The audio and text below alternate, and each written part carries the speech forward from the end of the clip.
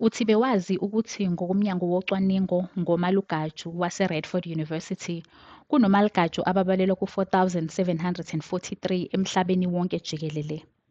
INingizimu Afrika ikunamba 6 emhlabeni ngokuba nomalugaju abaningi.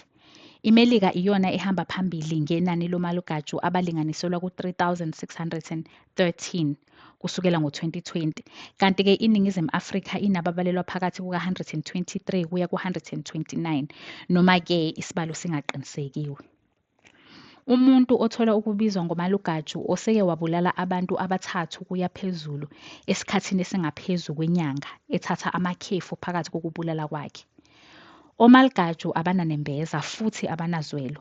Ukubulala kwabo kubenza bazizwe noma bazibone benamandla, kanti futhi kuba nenjabulo abayitholayo ekutheni impilo yomuntu isemseni wabo. Phakathi kwabantu-ke omalugaju baye bafune ukubukeka njengabantu abaphila impilo ejwayelekile futhi abanye bazame ukuzenza bathandeke emphakathini. Umbuzo-ke ohlala uvuka ukuthi ngabe omalugaju bayenziwa noma bazalwa benjalo? Ngokwenziwa-ke kusuke kuchazwa ukuthi ngabe izimo zempilo umuntu adlula kuzo izona ezimphendula umalugaju. Ngokocwaningo, omalugaju abaningi bathola ukuhlukumezeka ebuncaneni babo, ukunukunyezwa ngokocansi, ukulahlwa abazali noma umndeni onokuxokozelo, ongenakuthula. Ukuhlukumezeka yiko okugqame kakhulu ngoba kunenkolo yokuthi ubuhlungu bokuhlukumezeka babugcina ngaphakathi, kakhulu ngoba abahlukumezi kusuke kungabantu abadala abangakwazi ukuziphiniselela kubona. Lokucindezela imizwa yabo kubenza bangakwazi ukuba nozwelo kwabanye abantu, kanti futhi ukuhlukumezeka kuyabalimaza ezindaweni zengqondo ezilawulwa imizwa. Kuyavela-ke ukuthi isikhathi esiningi omalugaju abantu abathanda ukuzihlalela ngabodwana abasaba lonke uhlobo lobudlelwane. Kodwa-ke kukhona ababa nabo ubudlelwane baphinde futhi babe nemindeni engasole nakancane ukuthi bangabenzi bobubi.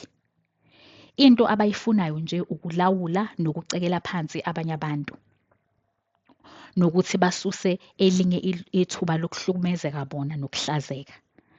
Labo asebeke bacwaninga iningi labo likholelwa ekutheni abanye omalugaju bagqugquzelwa ukunakwa nodumo abezindaba ababanikeza lona. Ingabe omalugaju bangabantu abaphazamisekile ngokomqondo? Zincane kakhulu izibalo zabaphazamisekile ngokomqondo. Iningi labo liphila saka. Omalugaju abantu abangenako ukuzisola ngezenzo zabo, futhi abangenandaba nomthetho.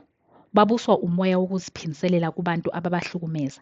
Ekuziphiniseleleni kwabo, izisulu zabo esikhathini esiningi kuba abantu abangenamandla kunabo abazokwazi ukubanqoba kalula.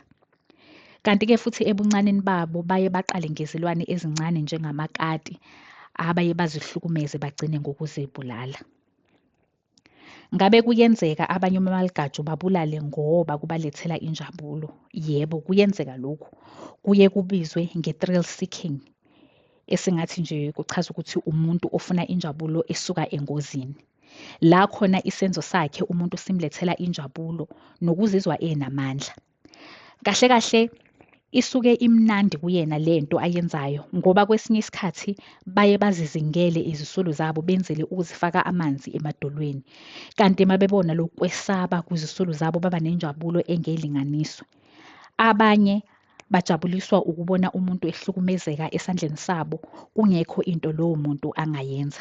Ngesinye isikhathi baye banike izisulu zabo ithemba lokuthi bazobadedela, kodwa yena umuntu ebe azi ukuthi kuyogcina ngokuthi ambulale.